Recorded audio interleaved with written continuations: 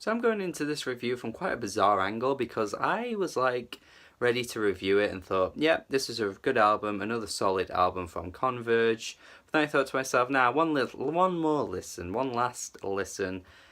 And then it properly like clicked with me. I was like, oh shit, this is actually pretty damn amazing. This band is frigging consistent as hell, and of course, arguably their best album is Jane Doe, but really they haven't dropped in quality since then. I mean, they've still had really critically acclaimed albums with tons of quality to them, and this new album here is just another example of how great they are as a band. There are even some spoken wordy moments on tracks like A Thousand Miles Between Us, but even those moments aren't like taking away from the impact of the album, because of course it does punch and pummel all the way through, and then there are some of these like slowed down moments, but that isn't anywhere that isn't something that's an issue at all. If anything, it actually enhances the album by giving it a bit more diversity. The closing track has a very sludgy instrumental. It's very gritty in its sound, much more grittier than the previous tracks that came before it, but this one in particular seems to be kind of like left in the mud a little bit. It's got a muddier recording, kind of like dirtier in its sound, and the album as a whole is very gritty, but this one stood out to me more so than the rest of the album.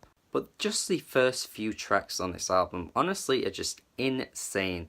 The ability of this band is just incredible, how they're all so tightly together, and the vocalist just screams his way through the album, just absolutely like a madman, and it all sounds so incredible. I feel like a lot of bands have taken influence from Converge over the years, but it's just like one of those things where the band that everyone is taking influence from is just so much better than everything that came after it, because they just do it in such a natural way. Like, it just sounds so natural, this album. It sounds like they were able to record it in a short period of time because they just know exactly what they're all doing. Lyrically as well, I think this album is quite interesting in parts as well, like on the opening track, A Single Tear, where the vocalist Jacob Bannon is talking about how he was once so naive and didn't have a very good like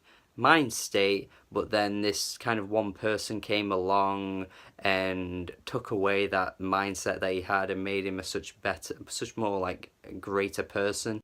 The line on the track where he says, "Then you gifted me such a precious thing, a chance to be someone who deserved love."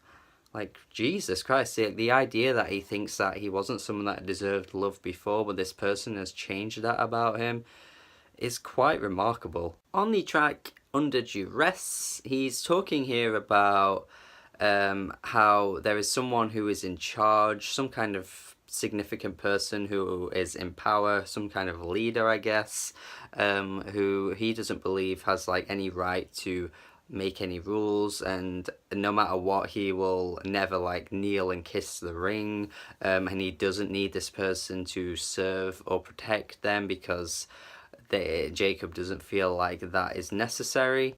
You could read this as some kind of like political statement in a way, or you could look at it and think that it is actually just someone in his life who he has some kind of like issue with, who he sees as like some kind of enemy, and either one of those interpretations is fairly interesting because the lyrics are written in quite a unique way anyway.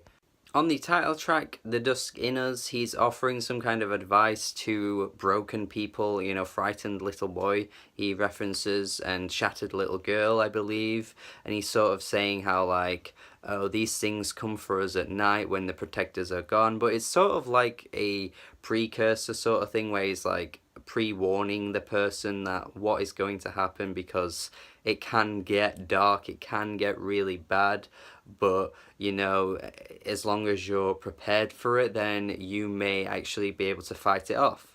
I find this to be a really cool perspective from a songwriting standpoint though, because often in songs like this it's usually like the singer, the protagonist is trying to be like, oh no, I'm going to protect you, I'm going to be the one that'll save you, whereas this is more like realistic. It's like, oh, you know what, I won't save you, it's unlikely anyone will save you, but as long as you know what's coming, then you can prepare for it. And I really find that quite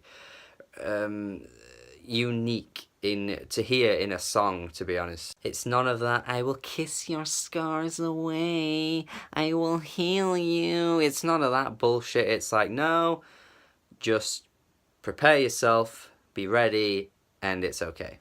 I do think the approach that this album takes, though, at looking at the world at large, the darkness within the world, how everything can be abhorrent, violent, and also, you know, how your mental state can take over you and can attack your, like, inner body, and just how the approach to that on this album is so realistic and so just honest as well. Because a lot of this album does make references to, like, war and just battles, you know? And it's not necessarily the real battles, like going out onto into battle and fighting. It's actually just battles within yourself and within your mind. I do like one of the lines on one of the tracks as well, where he says, the reasons that we bleed aren't always known. And it's true, because, like, sometimes you can just be at your lowest state and not really know exactly why, and it's because of, like, depression and other mental health problems that come along with it too. But at the same time, this album sort of looks at that and also, like, juxtaposes it with real wars and real battles.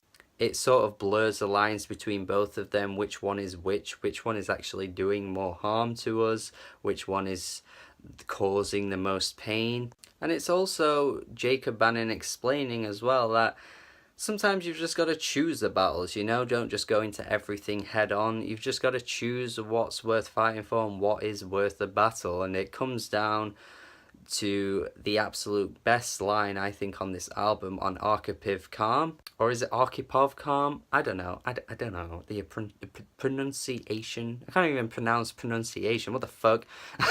The line, it's sometimes the wars that we don't fight that keep love alive, or something along those lines. I really like this line, because sometimes it's like, oh no, we've got to fight this war because we've got to show what we're worth. So we've got to fight the battle to prove that we, love what we're fighting for.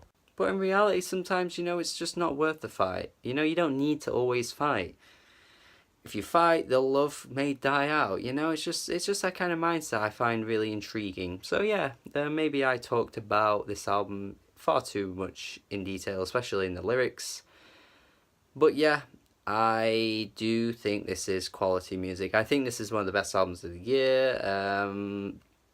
Hands down, definitely. I'm going to go A- with this one. I think this is very good and is worth your time, absolutely. They knock it out of the park every time. I mean, they actually always are so consistent. How do they do it every time? I don't know, but Converge are a great band that you should try out if you never have before. Listen to this album if you haven't. Let me know what you think if you have heard it, and subscribe to the channel for more reviews, and have a good day.